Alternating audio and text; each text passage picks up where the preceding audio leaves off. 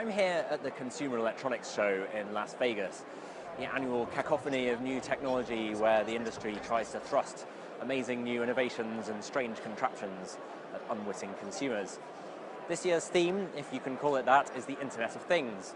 Samsung, in its keynote at the beginning of the show, said that the whole world would be transformed within just a few years by putting sensors and internet connectivity into everything from hats to wine cellars.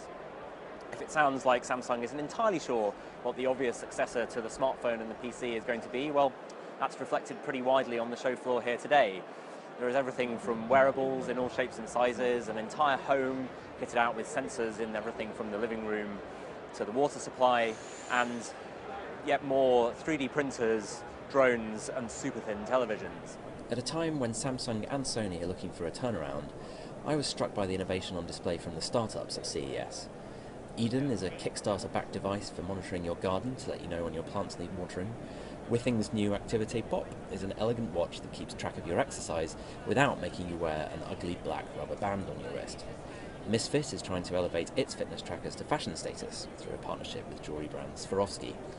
And Aldebaran, an ambitious French robotics company backed by SoftBank, plans to put its amazingly nimble humanoid robots on sale to consumers later this year. One of the innovations that's on show at CES privately, rather than on the showroom floor, is the Myo gesture control armband. Now, this has a combination of accelerometers and gyroscopes, but also 8 individual muscle sensors. That means it can tell not just when you're moving your arm around to control a PowerPoint presentation or a music player, but also make fists and wave hands and even tap your fingers, which means that you can make much more subtle controls, such as gaming or television.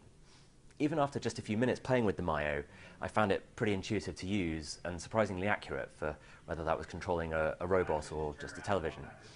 And the device is going out to its first pre-orders at the moment and will be on general sale through Amazon.com in the coming weeks.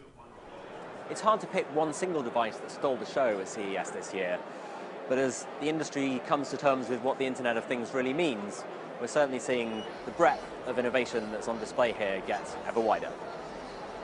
Tim Bradshaw, Financial Times, in Las Vegas.